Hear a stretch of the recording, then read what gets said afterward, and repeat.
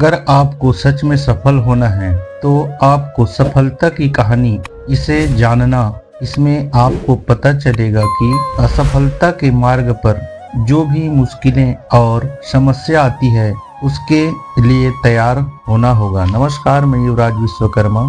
यह कहानी असफलता से सफलता की कहानी है। स्टीव जॉब्स की कहानी। स्टीव जॉब्स का जन्म 24 फरवरी 1944 को कैलिफोर्निया में हुआ था। उस समय उनकी मां की शादी नहीं हुई थी, इसलिए उन्होंने स्टीव को क्लारा और पॉल जॉब्स के गोद में दे दिया। वह फैमिली एक मध्य वर्ग से आती थी। वह ज्यादा पैसा नहीं कमाते थे, फिर भी उन्होंने स्टीव जॉब्स अपने अच्छे और महंगे स्कूल में पढ़ाया। स्टीव जॉब्स के माता पिता ने उनकी कॉलेज में के पढ़ाई के लिए सबसे अच्छे और महंगे कॉलेज में प्रवेश लिया। वहाँ की फीस ज्यादा नहीं थी। बहुत मेहनत करने के बाद भी उनके माता पिता कॉलेज के फीस नहीं भर पाते थे।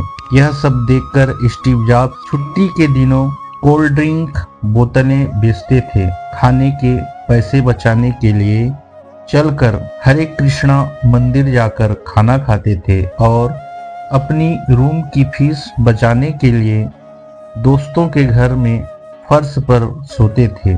यह सब करने के बाद भी कॉलेज की फीस भरने में मुश्किल होती थी। इन सभी वजह से उन्होंने कॉलेज छोड़ दिया। कॉलेज छोड़ने के बाद स्टीव जॉब्स ने अपना पूरा ध्यान अपनी बिजनेस आइडिया पर लगा दिया। स्टीव जॉब्स ने 20 साल के उम्र में ही अपने दोस्तों के साथ मिलकर एक एप्पल कंपनी, जिसके फाउंडर स्टीव जॉब्स थे, देखते देखते एप्पल कंपनी का टर्नओवर $2 अरब का हो गया। स्टीव के दोस्त उसे नापसंद करते थे। इसी बीच एप्पल की लोकप्रियता कम हुई और कंपनी के ऊपर कर्ज होने लगा।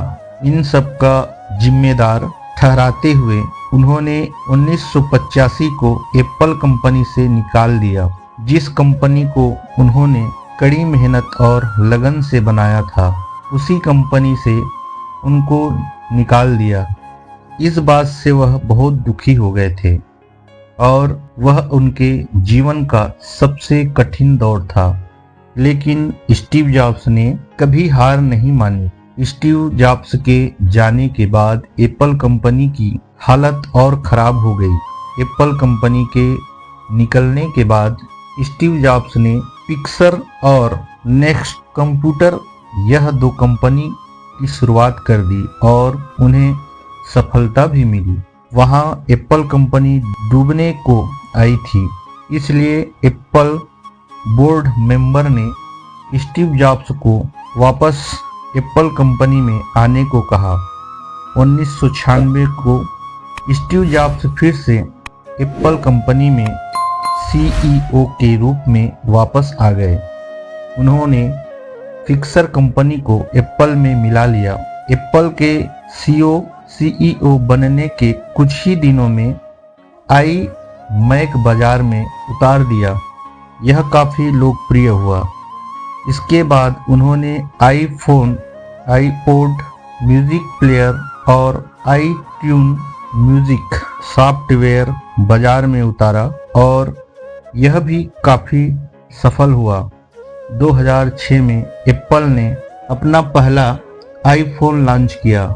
इसे काफी लोकप्रियता मिली, जो अभी भी आईफोन के अलग अलग प्रकार से लोकप्रिय है।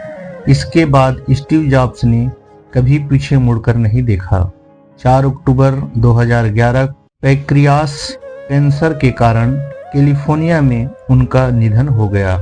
यह कहानी का सीख यह है कि स्टीव जॉब्स के मुख्य विचारों में से एक विचार यह है कि आज का दिन मेरा आखिरी दिन है। यह सोचने से उनको अपने जीवन में कठिन निर्णय लेने में यह विचार मददगार होता है। इससे असफल होने का डर, सारी उम्मीद, सारा गर्व खत्म हो जाता है और वही बचता है जो सच में मजबूरी है।